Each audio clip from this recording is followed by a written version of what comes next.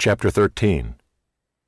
Saul lived for 1 year and then became king, and when he had reigned for 2 years over Israel, Saul chose 3,000 men of Israel. 2,000 were with Saul in Michmash and the hill country of Bethel, and 1,000 were with Jonathan in Gibeah of Benjamin. The rest of the people he sent home, every man to his tent. Jonathan defeated the garrison of the Philistines that was at Gibeah, and the Philistines heard of it, and Saul blew the trumpet throughout all the land, saying, "Let the Hebrews hear." And all Israel heard it said that Saul had defeated the garrison of the Philistines, and also that Israel had become a stench to the Philistines. And the people were called out to join Saul at Gilgal. And the Philistines mustered to fight with Israel, 30,000 chariots and 6,000 horsemen, and troops like the sand on the seashore in multitude. They came up and encamped in Michmash to the east of Beth-aven. When the men of Israel saw that they were in trouble, for the people were hard-pressed, the people hid themselves in caves and in holes and in rocks and in tombs and in cisterns, and some Hebrews crossed the fords of the Jordan to the land of Gad and Gilead. Saul was still at Gilgal, and all the people followed him, trembling. He waited 7 days, the time appointed by Samuel. But Samuel did not come to Gilgal, and the people were scattering from him. So Saul said, "Bring the burnt offering here to me and the peace offerings." And he offered the burnt offering. As soon as he had finished offering the burnt offering, behold, Samuel came. And Saul went out to meet him and greet him. Samuel said, "What have you done?"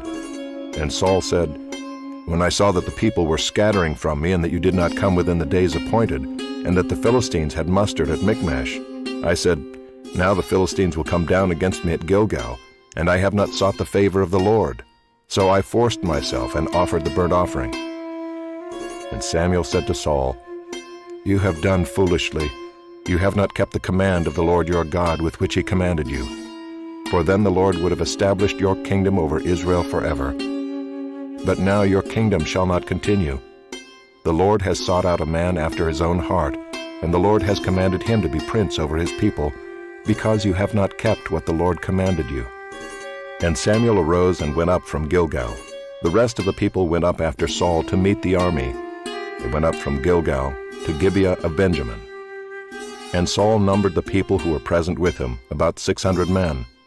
And Saul and Jonathan his son and the people who were present with them stayed in Gibeah of Benjamin, but the Philistines encamped in Michmash. And raiders came out of the camp of the Philistines in 3 companies. One company turned toward Ophrah to the land of Shual. Another company turned toward Beth-horon. And another company turned toward the border that looks down on the valley of Zeboim, toward the wilderness. Now there was no blacksmith to be found throughout all the land of Israel, for the Philistines said, "Lest the Hebrews make themselves swords or spears." But every one of the Israelites went down to the Philistines to sharpen his plowshare, his mattock, his axe, or his sickle, and the charge was 2/3 of a shekel for the plowshares and for the mattocks, and 1/3 of a shekel for sharpening the axes and for setting the goads. So on the day of the battle there was neither sword nor spear found in the hand of any of the people with Saul and Jonathan, but Saul and Jonathan his son had them. And the garrison of the Philistines went out to the pass of Michmash.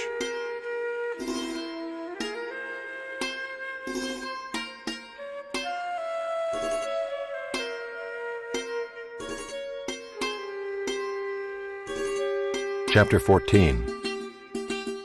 One day Jonathan, the son of Saul, said to the young man who carried his armor, "Come, let us go over to the Philistine garrison on the other side." But he did not tell his father. Saul was staying in the outskirts of Gibeah in the pomegranate cave at Migron. The people who were with him were about 600 men, including Ahijah the son of Ahitub, Ichabod's brother, son of Phinehas, son of Eli, the priest of the Lord in Shiloh, wearing an ephod. And the people did not know that Jonathan had gone. Within the passes by which Jonathan sought to go over to the Philistine garrison, there was a rocky crag on the one side and a rocky crag on the other side. The name of the one was Bozez, and the name of the other, Seneh. The one crag rose on the north in front of Michmash, and the other on the south in front of Geba. Jonathan said to the young man who carried his armor, "Come, let us go over to the garrison of these uncircumcised. It may be that the Lord will work for us, for nothing can hinder the Lord from saving by many or by few." And his armor-bearer said to him, "Do all that is in your heart, "Do as you wish. Behold, I am with you heart and soul." Then Jonathan said, "Behold, we will cross over to the men, and we will show ourselves to them.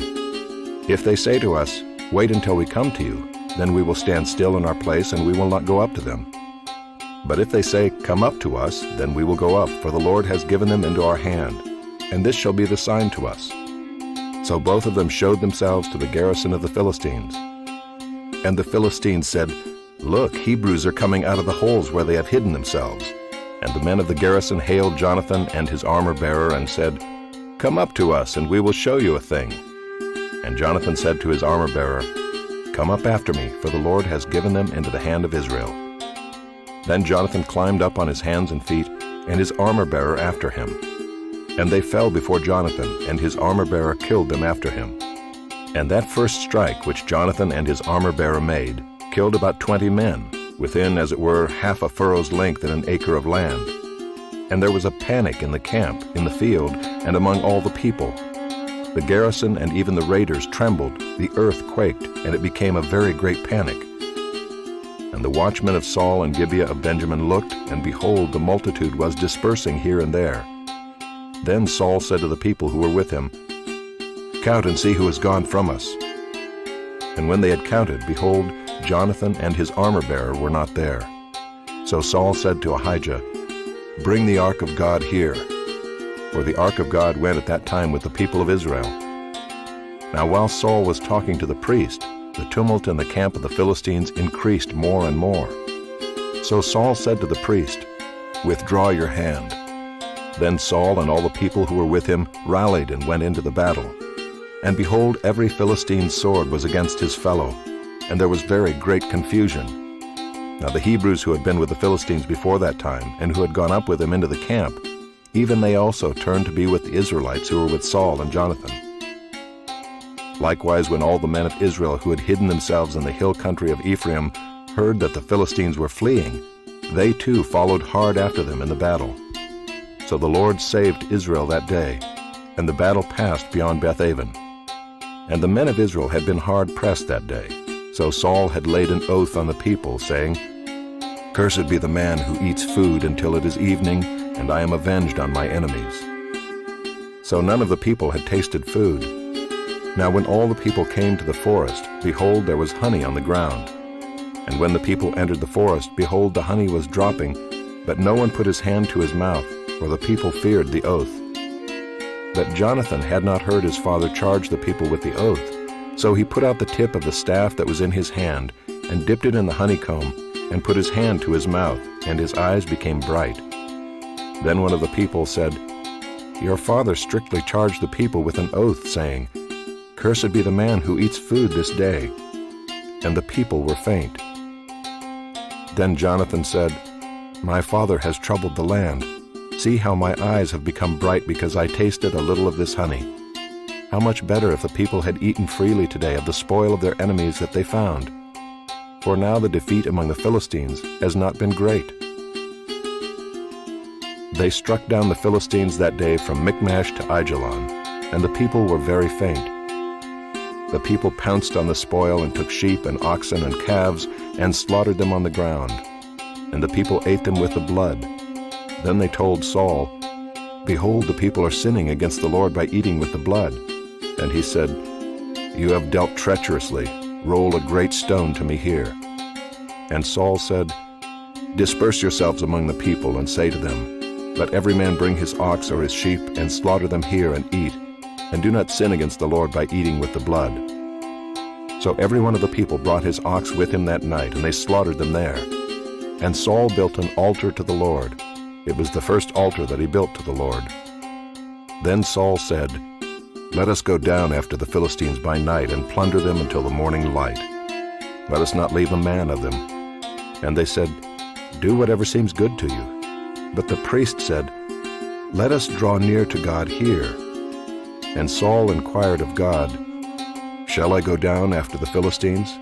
Will you give them into the hand of Israel?' But he did not answer him that day.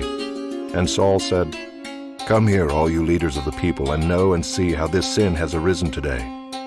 For as the Lord lives who saves Israel, Though it be in Jonathan my son, he shall surely die. But there was not a man among all the people who answered him. Then he said to all Israel, You shall be on one side, and I and Jonathan my son will be on the other side. And the people said to Saul, Do what seems good to you.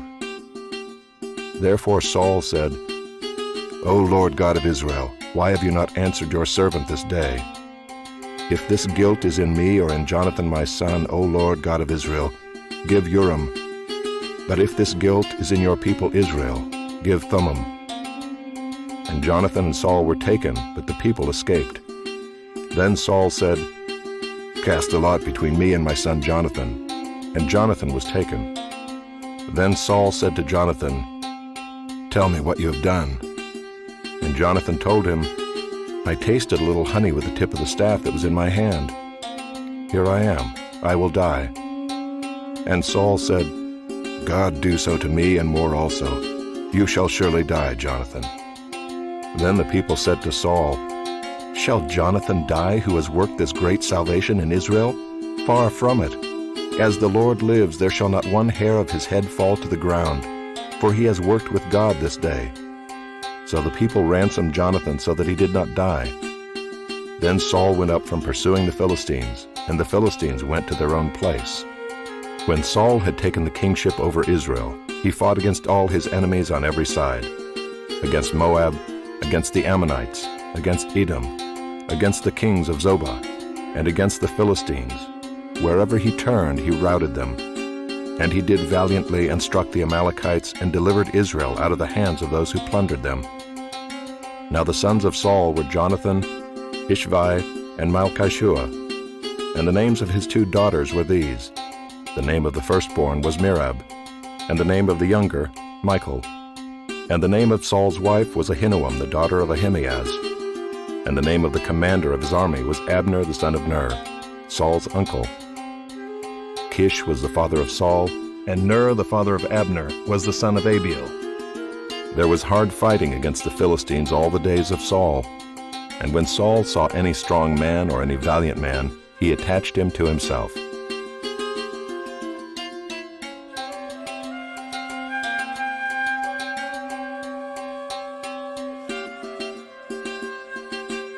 Chapter 15. And Samuel said to Saul, The Lord sent me to anoint you king over his people Israel. Now therefore listen to the words of the Lord. Thus says the Lord of hosts, I have noted what Amalek did to Israel in opposing them on the way when they came up out of Egypt. Now go and strike Amalek, and devote to destruction all that they have. Do not spare them, but kill both man and woman, child and infant, ox and sheep, camel and donkey. So Saul summoned the people and numbered them in Telaim, 200,000 men on foot, and 10,000 men of Judah. And Saul came to the city of Amalek and lay in wait in the valley. Then Saul said to the Kenites, Go, depart, go down from among the Amalekites, lest I destroy you with them. For you showed kindness to all the people of Israel when they came up out of Egypt. So the Kenites departed from among the Amalekites. And Saul defeated the Amalekites from Havilah as far as Shur, which is east of Egypt. And he took Agag the king of the Amalekites alive, and devoted to destruction all the people with the edge of the sword. But Saul and the people spared Agag and the best of the sheep, and of the oxen, and of the fattened calves, and the lambs, and all that was good, and would not utterly destroy them. All that was despised and worthless they devoted to destruction. The word of the Lord came to Samuel, I regret that I have made Saul king, for he has turned back from following me and has not performed my commandments. And Samuel was angry, and he cried to the Lord all night. And Samuel rose early to meet Saul in the morning. And it was told Samuel, Saul came to Carmel, and behold, he set up a monument for himself, and turned and passed on and went down to Gilgal. And Samuel came to Saul, and Saul said to him, Blessed be you to the Lord.